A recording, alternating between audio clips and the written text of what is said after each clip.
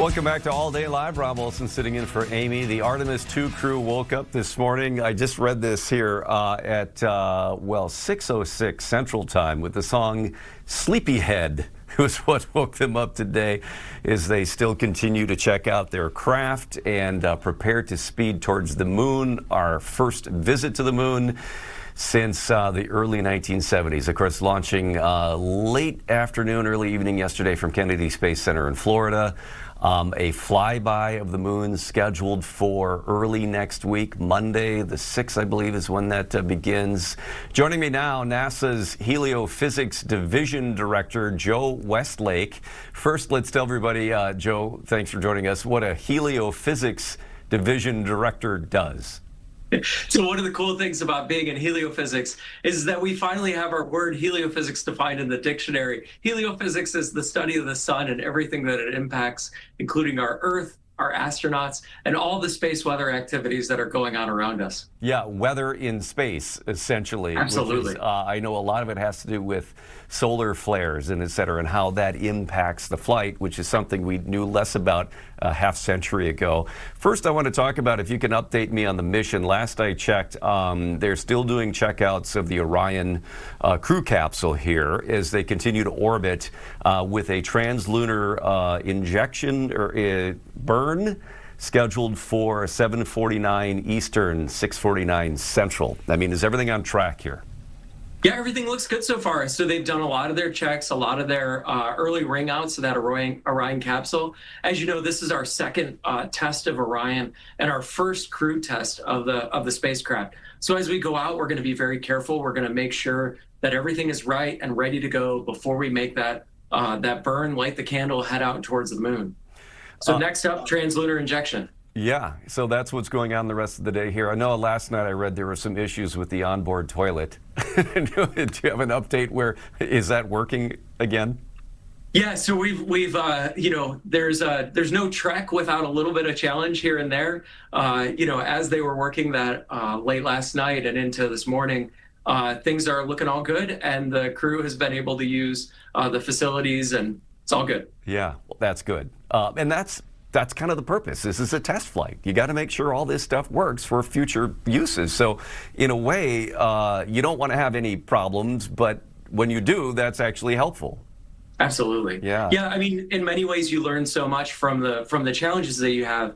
But this capsule, these systems have been wrung out so much over the years leading up to this, and so really, this is just taking it to a different location and taking it to a different place in space and bringing it out along the way. All right. Well, again, back to your specialty of heliophysics. What is it that we do, or you do, with NASA now that we couldn't do before in looking at how this essentially space weather affects this trip to the moon? So over the last 50 plus years, our team or folks in the heliophysics field have been building up the knowledge to be able to give us predictive capabilities and forecasting capabilities of what's going to happen on the sun. So our understanding of the sun is so much better today than it was in the Apollo era. And really, the other piece of that is we have so many more assets in space. I have a multitude of spacecraft between here and the sun, whether it be Parker Solar Probe, our humanities mission to touch the sun, our IMAP space weather follow-on from NOAA, and the Carruthers Geochrono Observatory that we just launched in September to the Sun-Earth L1 point, always sitting upstream of us from the Earth, giving us that early warning sign of any trouble coming forward. And then our Solar Dynamics Observatory that's been giving us consistent observations of the sun in so many different wavelengths since '95, really. So we have all of this knowledge and understanding built up over the years, and we're using that to apply and give early warning, early forecast, early predictions, and knowledge to keep our crew safe. And what are the protections on the Orion spacecraft as it heads towards the moon, or as it will take that journey? I mean, that's obviously different from the Apollo program. The best protection that Oh, I'm so sorry. The best protection that they have is the knowledge. So giving them that upstream understanding, giving them that prediction, giving them that forecast between our NOAA Space Weather Prediction Center and the NASA Moon to Mars Space Weather Analysis Office, that gives us a ton of understanding and analysis to go forward, and allows us to give the astronauts knowledge to go into there. The Orion capsule actually carries quite a bit of shielding along with it, which protects the astronauts both from the space environment, but also from radiation and other things. And then on top of that, if they find themselves in a tricky situation, they can actually put more material between them and the lighter shielded regions of the capsule, or they can actually shelter in place lower down in the capsule where there's thicker walls, or there's more packing cubes or other things that they can get around. There's a couple of videos online of them practicing these activities and contingencies.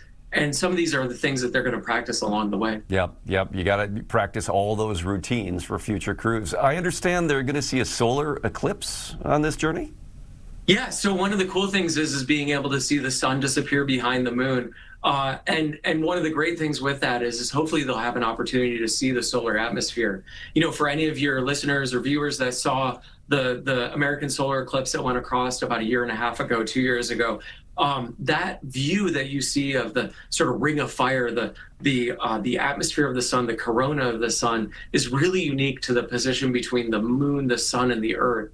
When the astronauts see this, the moon is going to be so much closer to them that they're actually going to see this very small sun go behind the moon and then rise on the other side. And with that, they should be able to see some of the solar atmosphere as it emerges, and as things go dark and they see less and less of that on the disk photosphere light.